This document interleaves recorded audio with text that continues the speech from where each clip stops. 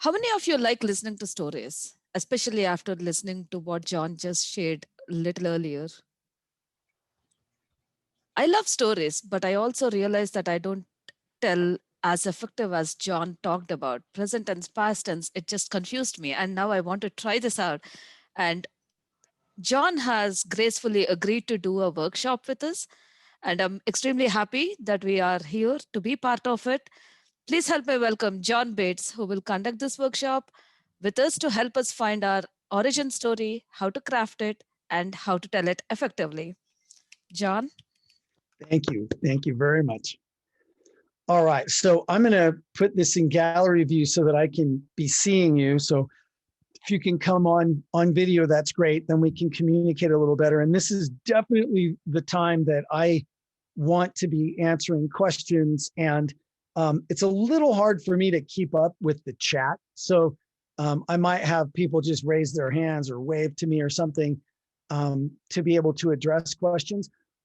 Let me tell you what I think would be, well, anyway, we can do whatever you want, but in this link that I just put into the chat are a number of documents.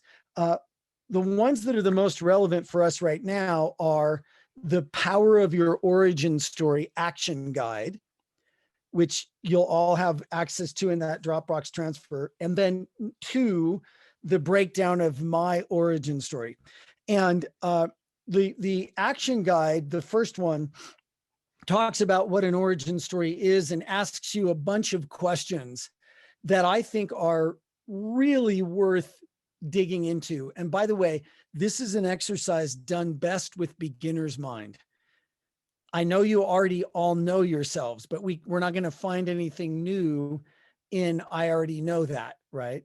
So if you bring beginner's mind to this process, then it will make an enormous difference for you, even though it's all about you. But it's not all about you. It's about you for others, right?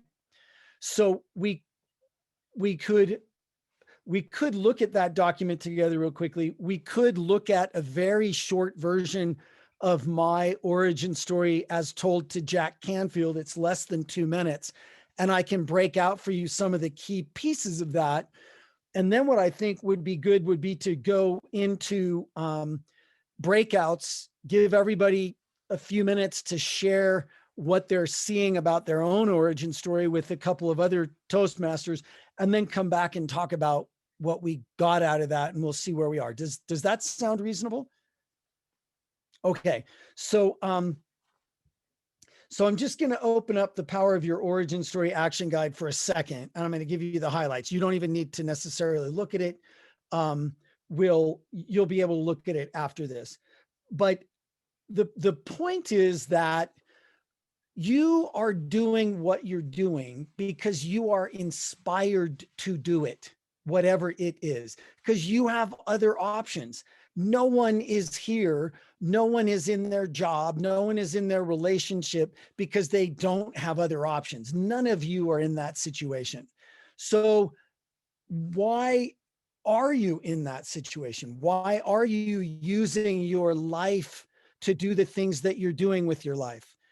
That is a really interesting story to other people, especially people that you work with or who are part of whatever it is you're doing that you're going to talk about in this story. So I've got a number of questions like what was a big fork in the road moment for you? Like you could have done this and it was very interesting and exciting, but you did that instead, right? Why did you ultimately make that choice? You know, when you look at what you're doing, what is it that inspires you about it?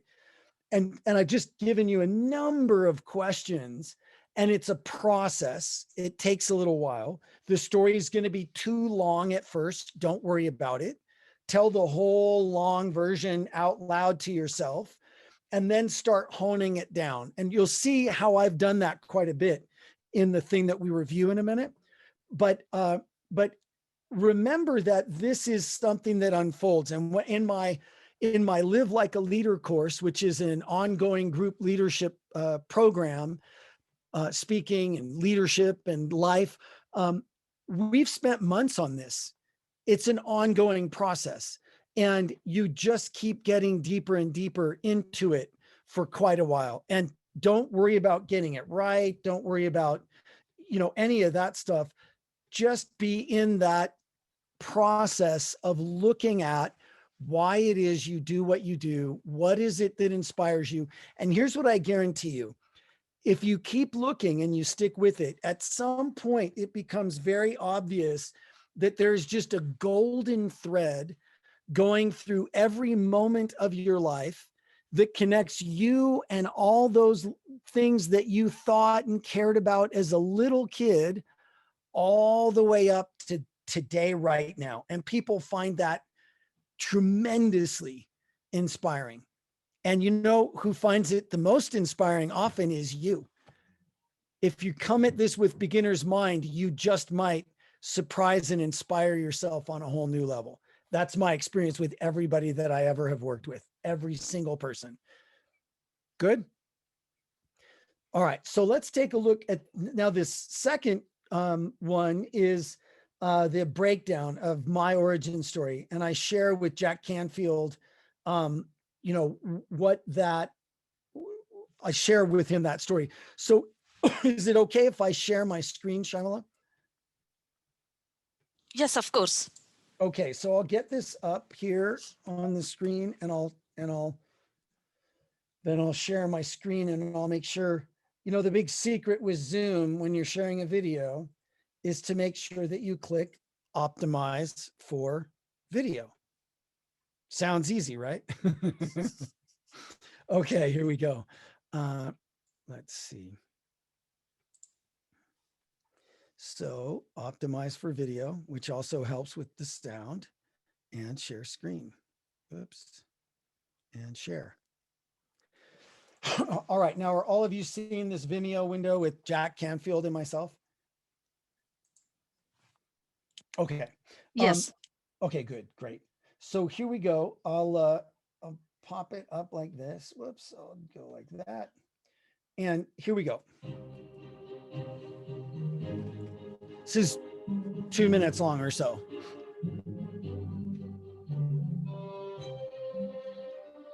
So why are you so passionate about what you do? I'll tell you a really quick story about that. Sure.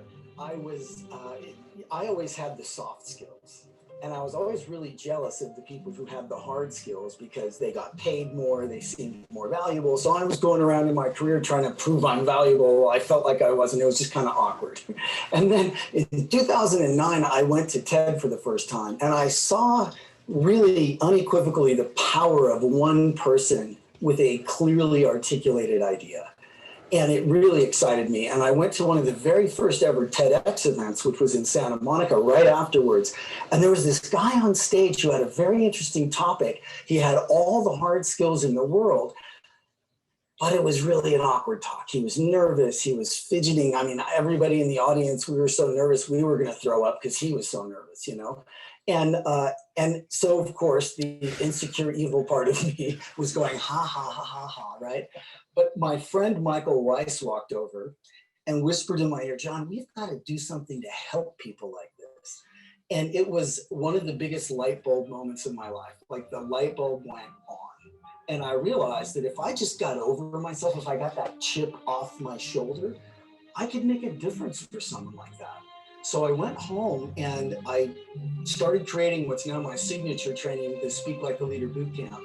And I based it all in science so that I could show someone with the hard skills, not only what works with people, but why it works. And lucky for me, it turns out everybody wants to know why. So to get those great ideas communicated in a way that matches how great the idea is why I'm so passionate about it. So now you'll notice in a lot of ways, this was kind of like table topics, right? He said, John, why are you so passionate about this? Now, you don't succeed in table topics if you say, well, I'm so passionate about this because I'm really passionate about it. No, you gotta you gotta answer the question in table topics, but you can go all kinds of places, right? I was a table topics champion for a while, and that was my number one secret was I would just talk about whatever I wanted to talk about, and then some way I would link it back to the question, you know? So when he says, John, why are you so passionate about this? Notice what I say.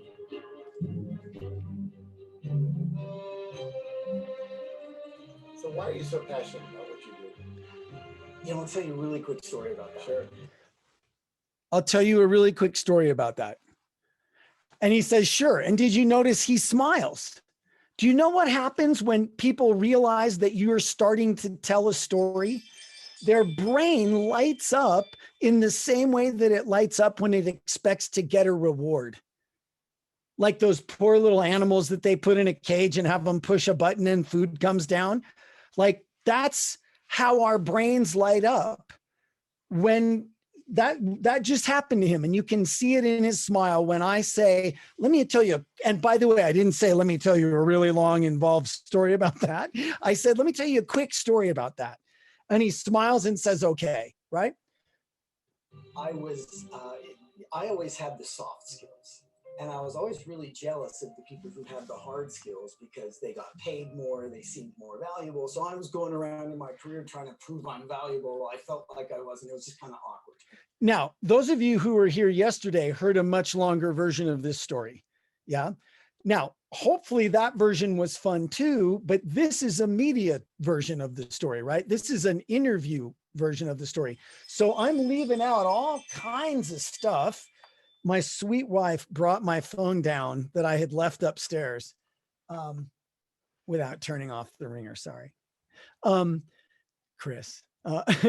So I'm abbreviating and leaving out all kinds of stuff, but I'm leaving what I think is the most important stuff, right? So I was always the guy who had the soft skills. I was jealous of the people with the hard skills. I'd go around trying to prove I was valuable. Well, I just felt less valuable and it was awkward. Bingo, done, right? That's a super short version of what I did yesterday. And then in 2009, I went to TED for the first time and I saw. Okay, now it doesn't hurt that I went to TED, right? Especially in 2009. I'm not going to say it like it's some big deal because, you know, I mean, one day the sun's going to go supernova and we all get crisp. So don't get too excited about anything, right? But it doesn't hurt to say that, but I say it matter of factly.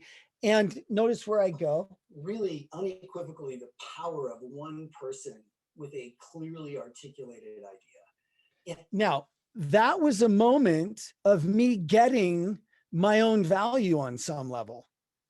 Now, in the longer version, I say, and the first thing I noticed is that I had been a public speaker my whole life, but I had not been doing that, right? So I bring some humility to it in the slightly longer version. But in this one, I don't say that explicitly, but I'm landing that point unconsciously. Does that make sense? And it really excited me. And I went to one of the very first ever TEDx events. Now, I didn't just go, I actually volunteered for my friends who were running it. It's an all volunteer effort, right? And that's all interesting information, but in this version, we just cut it out, right? Santa Monica right afterwards. And there was this guy on stage who had a very interesting topic. He had all the hard skills in the world, but it was really an awkward talk. He was nervous. He was fidgeting. I mean, everybody in the audience, we were so nervous, we were going to throw up because he was so nervous, you know? And so, of course, the insecure, evil part of me was going hot. Right. And normally I say I felt sad because I'd seen that so much, right? But I don't have time for that. So the number one important thing is the evil part of me, right? I'm telling one on myself. That's a very, very powerful tool when it's done authentically. And I'm not a big fan of self-deprecation, putting yourself down. I am a big fan of admitting stuff, you know, telling one on yourself. Right? But my friend Michael Weiss walked over and whispered in my ear, John, we've got to do something to help people like this. And it was one of the biggest light bulb moments in my life. Like the light bulb went on. And I realized that if I just got over myself, if I got that chip off my shoulder.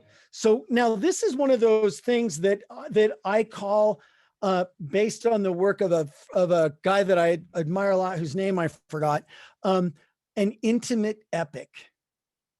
This is an intimate epic, the small moments that have huge impacts, right? So as you're looking through your stories, it doesn't have to be, I almost died and my underwear was on fire and, you know, people were like screaming and running around on national television. No, no one would have known that happened if I didn't tell someone, right? It happened completely internally to me, but I decided in that moment to get over myself. And it was that moment, utterly, completely, totally beyond words, changed my life. I was $50,000 in debt. I wasn't succeeding at anything, right? Like I was in such a terrible place, and I decided to get over myself, and my entire life changed. I'm living the life of my dreams now, right? I found my ikigai, where every one of those Venn diagram circles that matters overlaps in what I do for me, you know, because of that moment. It's an intimate epic. Yeah. So you can find those moments for yourself, admit whatever it is. And it's just as powerful as, like, you know, we all lit ourselves on fire and jumped out of the airplane and we survived. And, you know, it doesn't have to be like that. It can be an intimate epic. I could make a difference for someone like that. So I went home and I started creating what's now my signature training, the Speak Like a Leader Bootcamp. And I based it all in science so that I could show someone with the hard skills, not only what works with people, but why it works. And that is that those two little pieces put together is why I think I get to train the astronauts and General Electric and all that, because I got over myself and I decided to do something based in science. And I'll tell you, when I say that to people who are of the hard skills variety, really, now they got to hear it. Now, not only do they know I'm safe? Do they know I'm still secretly a little bit jealous of them, but it's okay because I've gotten over myself. Now they totally want to know everything I'm going to say, because that's just like catnip, right? And now one more, so that's really important, right? Not only I did it in science so I could share not only what works, they're tired of hearing that, but why it works based in science. Now everybody's like, oh boy, here we go, right? And then, lucky for me, it turns out everybody wants to know why. So to get those great ideas communicated in a way that matches how great the idea is why I'm so passionate. And there's the table topic, right? I returned to the question at the very end of that with one of the things that's the most important to me, to get those ideas that are so awesome and incredible communicated in a way that matches the ideas. And those are the super key pieces of my origin story. You've now seen a longer version and a shorter version. And I think that can really, and both of those are available online. And so I think that can really help you with your story to think about what are those non-negotiable elements for the under 2-minute version. And then what are some of the interesting nice to haves that are useful for the audience to know in the slightly longer version. Anybody have a quick comment or a question about that? Yes, Allison. When you were talking about that intimate epic moment, I did remember one for myself, and it brought me to tears. So it's a very powerful thing. There you go. And Allison, I'm going to say it again. I know you know this, but I just want to say it out loud for everybody. If you just thought of it in this moment on a Sunday at a Toastmasters thing, and it almost brought you to tears, that's a really good indicator, because if it matters that much to you, it's going to matter to any other human being that you talk to. Yeah. Good. Okay. Well, wow, that's exciting. Now you're gonna have to tell me offline, like, this story once you get it done, you know, shoot me over a recorded version or something. Anybody? Yes, Karen.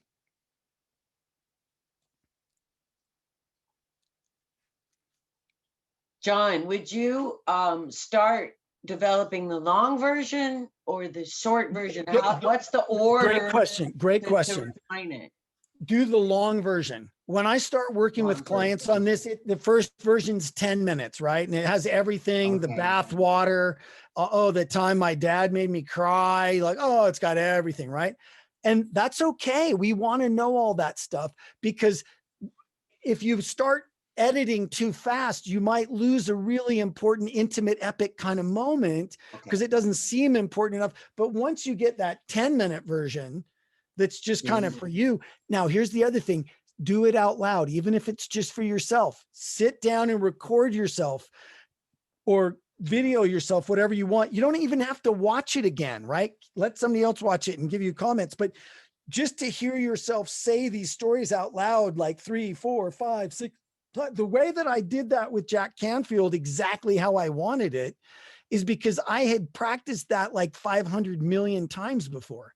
You know, not exactly word for word, but I had gone through this trying to be brief so many times that I'd really gotten it how I wanted it. Yeah. I'm not a fan of word for word. It's like, because then it's all stuck together like the alphabet song, right? Sing the alphabet song starting at J right now. Go. A, B, C, D, E, F, G, H, I, J, K, L, M, N, O, P, right? You can't just jump in at J because it's word for word stuck together. That's why I like to work from an outline and just do it out loud. Now, by the time you've done it 3, 4, 10, 20 times out loud, it's almost word for word the same every time, but it's not stuck together and canned. It's in your own language, and it's conceptually in there versus stuck together word for word. Make sense? Good. Any other questions? Yeah, Wendy? I'm just thinking about, we have our whole life in front of us. Where do you start? Like, do you have a point or message first, or do you think about stories, or you have a set of questions can get us going? Yeah, in that document, that first document that I talked about, I got a whole bunch of questions for you. And here's a few places. What were some big forks in the road for you where you could have done something, but you chose to do what you chose to do, even though that other something was, especially if that other something was very, very, oh, you really wanted to do it, but then you decided to do this thing anyway instead, right? Those are great moments to look at, those fork in the road moments. They can be big moments, they can be intimate epics, but those are big moments. When was your lowest point, right? And not necessarily even your lowest point, but when was the point, it might be different, that you were the most scared, or that you were the most worried about how things were going to turn out, right? Or what was the dumbest thing you ever did, and what was the lesson you learned? Any of these things could be great starting points for getting these stories. And look, you've got a lot of them, okay? Don't go after it like there's only one, because there's a bunch of them. Before I told this story, I was telling a different story about running away with my rock band, and it worked, but this one's so much better. Can I ask another question, quick question? Yes, Wendy. Yeah. What if sometimes the realization is not a flash lightning moment, but it's a slow realization through painful experience? We have to make it so dramatic. That could be really fun to fold it out, unfold it, right? Like 3 moments along that path that led to, and because there was at some point an aha moment, right? Like this happened and this happened and that, and all of a sudden I went, holy smoke, it's been 10 years. I need to blah, blah, blah, right? All right. Would you like to, so I would be happy to do whatever you guys want to do. Maybe we should just go with a plurality, but do you want to just stay together? Because I think your questions are interesting to each other. Or should we break out into groups and try origin stories? Or would you just like to do that separately? Should we, number 2, you want to break out into groups? Okay. One more question and we'll break out into groups. Arnie. Yeah, Arnie.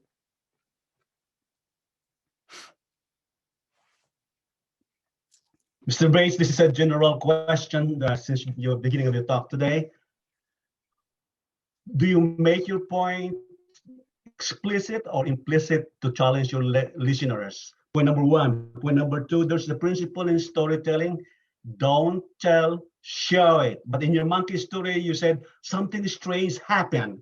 And do you make your story climactic or anticlimactic in terms of suspense? Yours. Yeah. So you know, I love the show me, don't tell me, right? And I often say it's the difference between a journey and a book report, right? A telling me is a book report.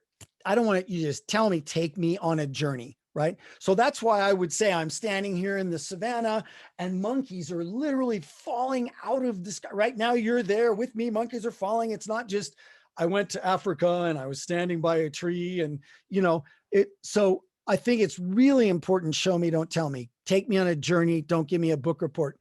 And then remind me of the first question. I got so excited, I forgot.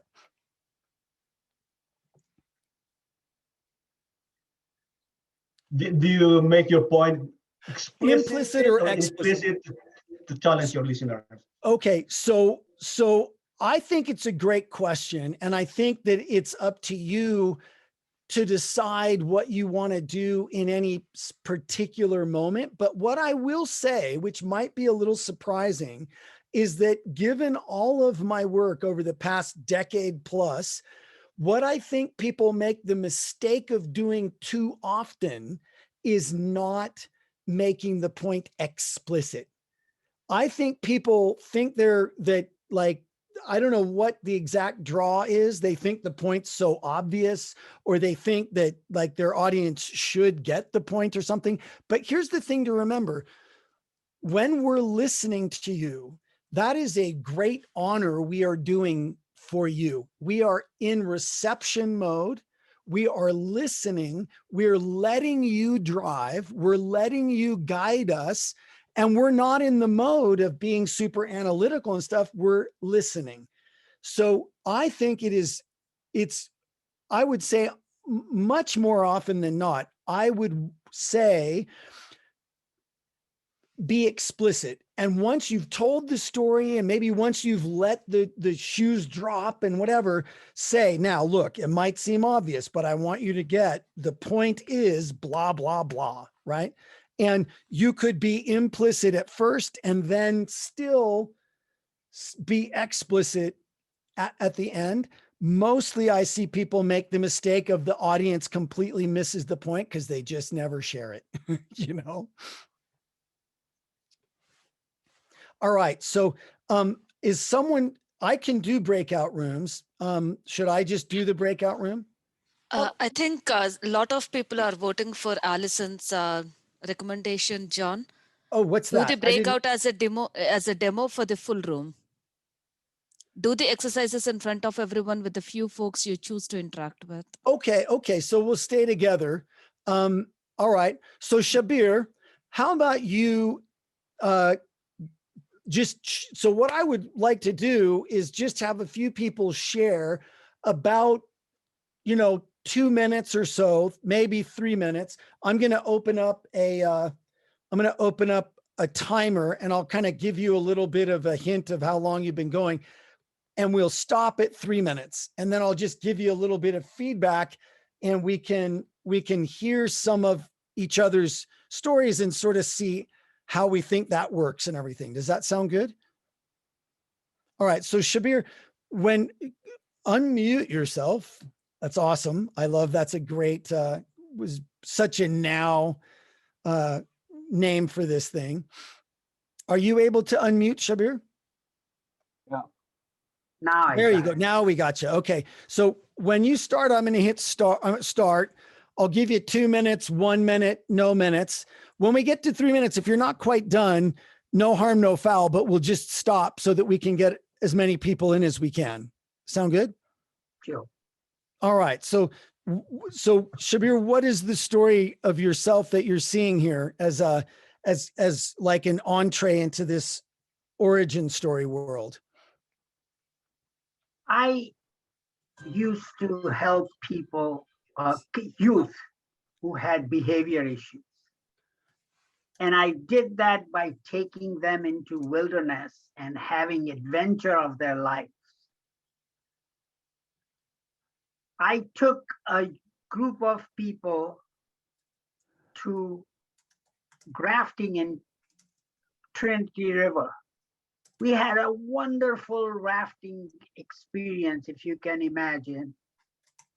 Imagine yourself a young person who are scared of water and then suddenly just jumping into it and finding freedom to apply, to not get scared of the water. You find a new freedom at the outdoors. At the end of the trip, we had a circle. And in that circle, we asked everybody what was the great time you had and what was one thing you changed. And there were two girls, or one of the two girls, who were really having trouble in life. And suddenly, when their turn came to their thing, one of the girls stood up and says, you know what? I had the most wonderful time I've ever had. Nobody has ever done this before. And this was beyond expectation. And she had trouble, so said, by the way, I'm really sorry for being an asshole.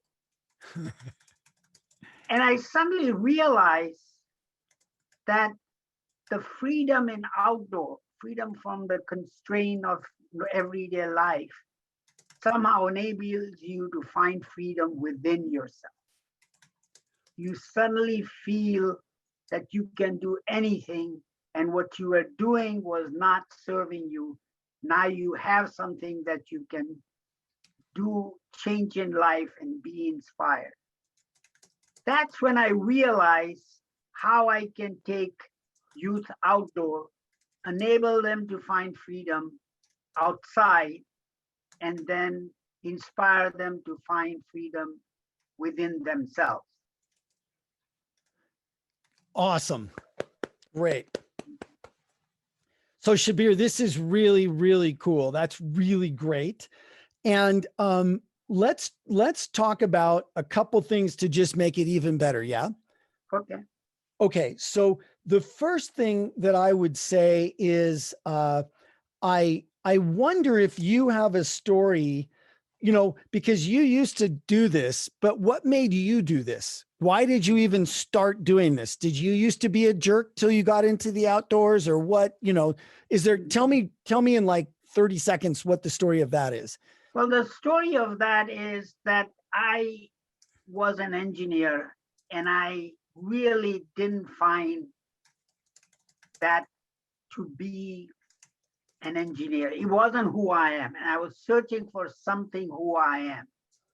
I felt inner constraint while I was an engineer. And then when I started taking the youth out, I found something that I was passionate about. So I went from my inner constraint allowed me to find freedom inside while I was in the outdoor helping people. Yes. Okay. So I think that there's an interesting parallel that we could wordsmith here. I don't know if I'll get it right now, but I think that there's an interesting parallel here of something like, I didn't realize how similar I was to troubled youth, but I was an engineer in Silicon Valley in a great job, getting great pay, and something was just wrong. And, I was originally from here. I got this job there. My parents told me become an engineer. So I did. And then one day someone said to me, Shabir, there's this thing that I think you might like to do. We need some adults, all you got to do is show up and be an adult. And I decided to do it, and it changed my life. You see, that person asked me to join them in a program that takes troubled youth into the outdoors. And although I joined it joined it to be of service to them, what I realized is that I freed myself as well. I'll never forget this one rafting experience, right? And then you could tell us about that and what the girls said and everything, you know, and then you could say, you know, that experience wasn't just for them, it was for me too.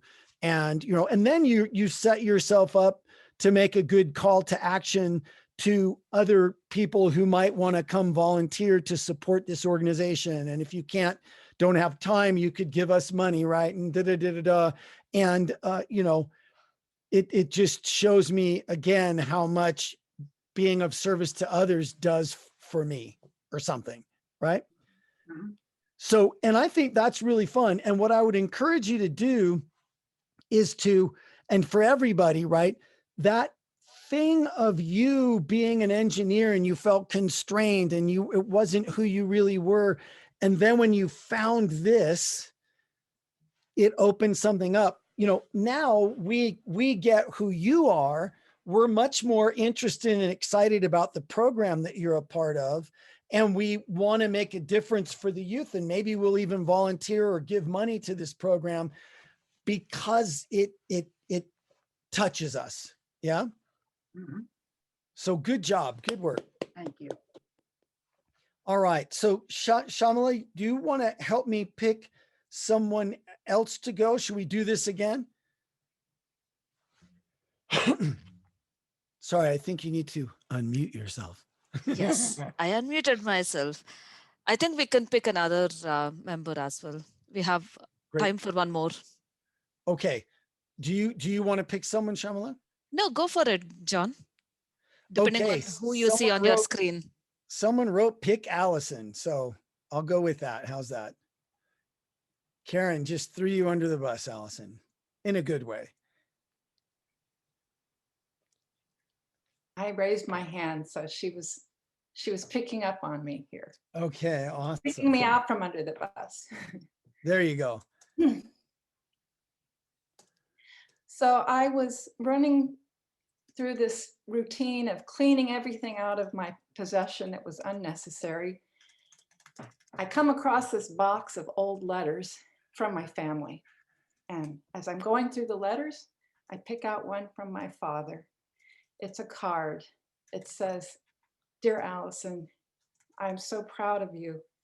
And I'm sorry that we have had difficulty over the years. And I hope you'll forgive me for any things that I have done that were hurtful to you."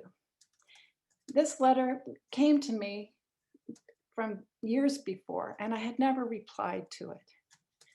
And I realized now he's passed away that in choosing to see him as the family tyrant and dictator and not interacting with him over that letter, that I was no different than he was in a way. And I realized what a loss that was for me, and how to be able to see things instead of me versus him or us versus them would have given me such a gift of some type of interaction that would have been healing. And so after I cried for quite some time, I keep that letter close to me to remind me that we're not us versus them. Anyone, no matter how apparent it seems that that's the case.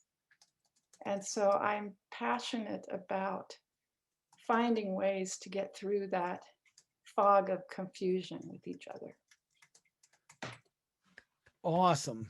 Awesome. Awesome. That's really, really great. You know, so just to play with it, just because I think it's great as is, but just to play with it, just because let's, I think that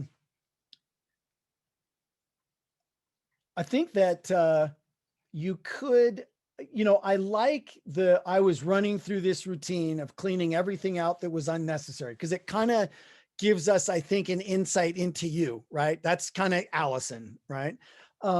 I have all kinds of unnecessary stuff in my basement. I'm not as good as you at that. So, and I think that's cool, right? And I came across a box of old letters from my family. And you know, and then I think you could, if you had a little more time, paint a little bit of a picture of family life as you saw it, right? Like the old you's view of it, right? You know, I lived with, you know, my mom and dad and 2 brothers and sisters, and my dad was just a total tyrant, you know, he just had to be his way or the highway and blah, blah, blah. And you don't have to go on too long, right? And not super blamey, but just kind of sharing that out. And then say, and then I came across a card from my father that I'd gotten years before and never replied to.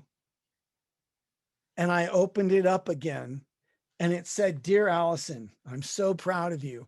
I'm sorry we've had difficulty. I hope that you'll forgive me." And then it hit me like a ton of bricks that I had never even replied. And now he's gone. If I could have, I would go, if I could, I'd go back in time and I would say, "Dad, I love you too. And I'm sorry we had, you know," and I might have a conversation with him right there, right? Say what you want to say and say, "And here's the thing I realized, Dad, me being like that was the part of you that I didn't like. And I don't want to be that, right?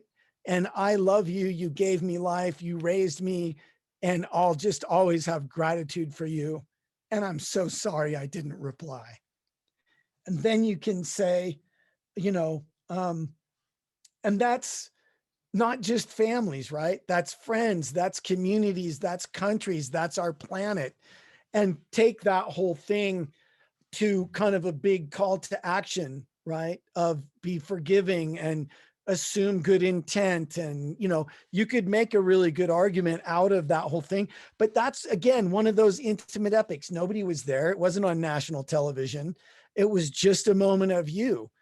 And yet those are the moments that we're the most intimately connected to, because we all have those kinds of moments, right? And again, this is a beautiful way for you to be able to share a story about you for us. Yeah. No one's going to go, "Oh, she's talking about herself again," right? Everybody's going to go, "Oh my gosh, I got to call my dad," you know? Thank you. You're welcome. You're welcome. And thank you for sharing something so personal and intimate. That's the beauty of this, right? Nobody wants to go first necessarily, but once it's a safe space for that, that becomes worthwhile. You know, it takes a certain amount of time to form a deep friendship. They've studied it, sociologists and psychologists. It takes X amount of time. It just does. The only way to shortcut that is to have deep, meaningful, real, honest conversations more often. Well, this was the story that came to my mind when you told your epic, your intimate epic. This flashed in my head today. It's wonderful. It's wonderful. And I think it can be a super powerful message for you and for the world. Yeah. Awesome. Thank you. You're welcome. So Shamala, is it okay if I just take a quick minute and talk about the offers that I put together for you guys? Yes, please. Is that really okay? All right. Okay. So if Arnie gave me the thumbs up, it must be okay. So in that TransferWise document, I just created a little Word doc that has links to some things that I would love to offer you. There are 2 free things and 1 super discounted thing. So the first thing is, starting on Monday, May 17th, tomorrow, at 11 a.m. Mountain, so 10 a.m. Pacific, for 45 minutes a day, I'm doing a free 5-day masterclass called Powerful Virtual Leadership. And day 1 is going to be all about the fact that your virtual presence is now your leadership presence, right? Your leadership presence, your executive presence is all about how you show up on video. So we're going to talk about that. Then we'll talk about how do you keep your team motivated, how you keep yourself motivated, what's it going to take to get through this, what are some important things to think about in the world of leading and managing a distributed team. So it'll be, and my goal is to make this course worth more than the last 3 courses you paid for put together. And it'll be 5 days, come to any or all of them, 45 minutes a day. And it's absolutely free. It's my way of paying forward all of the amazing help that I've gotten over my life. Never be where I am. I have so much to pay forward. So it's completely free. Would love to have you there. The second one is my free weekly mini trainings. And I go out of my way to make them really short, really useful. And you can sign up for them. They come out Sunday morning. And it's called Set Your Week Up for Success. And it's just a quick mini training to kind of keep your head in the game of the neurobiology of speaking and leadership and all that kind of stuff. So would love to have you sign up for that if you're interested. And then the final thing is I am making available to you early. So it's still not all, it's still the way I'm talking about it is still in beta test. But the course is there. The course is 100% ready to go. I put 1,000 people through it already. It's awesome, but it's called the Speak Like a Leader Bootcamp that I talk about. And normally that's only been available as part of my coaching programs. So $3,000 to $15,000 is what it would cost to get that. I'm going to put together a community of 1,000 committed leaders, and we have a very limited time to do it. And so I'm offering that course instead of $3,000 for $300. I promise it's worth that all by itself plus, and I'll be doing at least monthly, maybe more than once a month, a community session, an Ask Me Anything session, a coaching session for everybody that's in that signs up for that. So that's my gift to you. And my request is that you check it out. Share it with other committed leaders. We are pretty soon, we're going to launch a 40-day challenge to reach 1,000 committed leaders and amplify their voices. And the people that are going to join that are going to be amazing. And we will have a community that will be active and supportive. And I would love to have any of you that are inspired by that join us. I love these. That's somebody have recorded claps. That's awesome. It's a great idea. Made me feel good. That's what we want. We all learned a lot and look forward to using what we learned from you to make our stories even better. Our gratitude is on its way in the email. We look forward to having you in our future district events, John. Would love to join you. And you know, I love Toastmasters. I consider you all brothers and sisters. Reach out to me if I can be useful. You know, let's connect on LinkedIn. Let's send me an email sometime. I'd love to hear if this works for you or if you have a problem. I love you all for being who you are.